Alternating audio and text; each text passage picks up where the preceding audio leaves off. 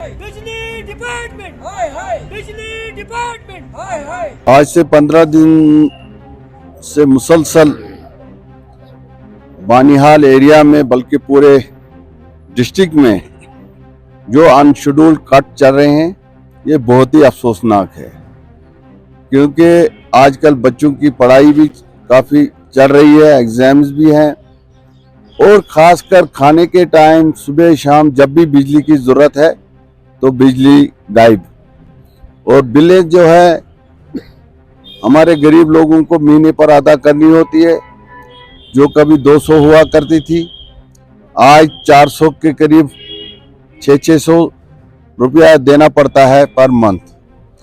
किराया लेने पर कोई लिहाज नहीं है किसी का, चाहे वो 2 महीने के बाद देना पड़े चाहे साल के बाद देना पड़े, मगर किराया तो देना है। जब किराया देना है तो फिर बिजली भी होनी चाहिए। अगर बिजली नहीं है तो किराया किस बात का है? एक बात ये। दूसरी बात ये सुनने में आई कि एलजी इंतजामिया ये कह रहा है कि हमारे इस चिनाब रीजन में जहां से बिजली की पैदावार होती है, जो पूरे मुल्क को यहां से बिजली सप्लाई होती है, यहां पर मैं ये कह रहा हूं आपके माध्यम से कि यहां पर तो बिजली फ्री होनी चाहिए, क्योंकि बिजली का जो मंबा है वो यहां पर है, हमारे चिनाब वैली में। बिजली हम लोग यहां पे जनरेट कर रहे हैं। आज हम इस मुतालबे को फिर दोहरा रहे हैं कि स्टेट में जितने पावर प्रोजेक्ट्स हैं, इसमें बेशतर जो प्रोजेक्ट्स जिन्होंने अपना कर्जा चुकाया है वो स्टेट के लोगों को हवाला किया जाना चाहिए। इसके असली मालिक जम्मू कश्मीर के लोग हैं।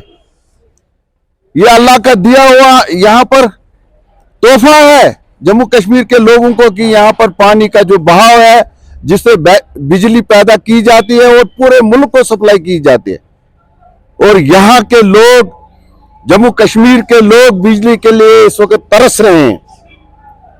ये नाइंसाफी नहीं है और क्या है? यहां पर अगर बंदूक उठाने की बात है तो वो तो इन्हीं चीजों से है।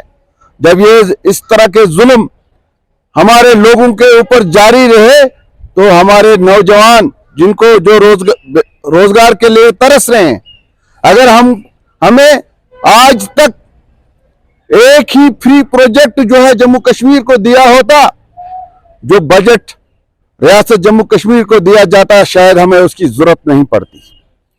हम यहां लोगों को खुद रोजगार देते, हम यहां लोगों को जो है एम्प्लॉयमेंट दे देते। यहां जो एम्प्लॉयमेंट का रेशो है जो कम हो जाता, मगर अफसोस है कि हमें अब हमारे बच्चों को पढ़ाई करने के लिए बिजली मुयस्सर नहीं है। अभी खाना खाने की बात तो दूर है, तो यहां पर जो पिछले 20 दिन से बिजली की आंख मचोली अनशेड्यूल्ड कट, कोई भी टाइम नहीं है।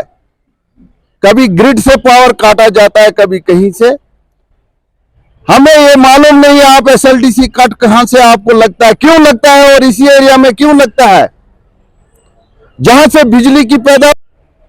इन प्रोजेक्ट्स का होना बहुत जरूरी है, मगर जिस इलाके से आप बिजली जनरेट जहां से हो रही है वहां उनको पावर मुयस्सर नहीं है। ये बड़ी अफसोस की बात है। ये एलजी इंतजामिया के लिए शर्म की बात है, जो लोगों को बेसिक फैसिलिटी है ये प्रोवाइड नहीं कर रही है पिछले 20-25 दिन से। इससे बेहतर है मैं लोगों को कहूंगा कि वो अपनी लाइनें नीचे उतार दें। हम बिल्कुल अंधेरा में रहना पसंद करेंगे। ऐसी जो आंख मचोली वाली जो सप्लाई है,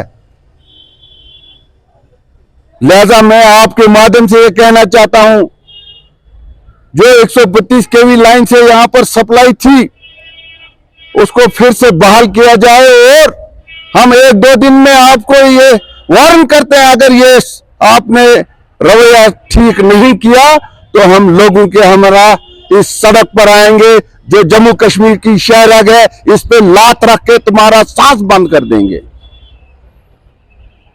हमें आप मजबूर कर रहे हैं। मैं फिर इस मुतालबे को दोहरा रहा हूं कि जो प्रोजेक्ट्स फ्री हो गए, 80% फ्री हो गए या 100% फ्री हो गए, वो लोगों के हवाले किए जाए, जम्मू कश्मीर के लोगों के हवाले किए जाए। मैं एक पार्टी का जनरल सेक्रेटरी हूं, हम लोगों के सामने जवाबदेह हैं। इसके अलावा मैं यहां का डीडीसी मेंबर भी हूं, हम लोगों के चुने हुए नुमाइंदे हैं, हम लोगों के सामने जवाबदेह हैं।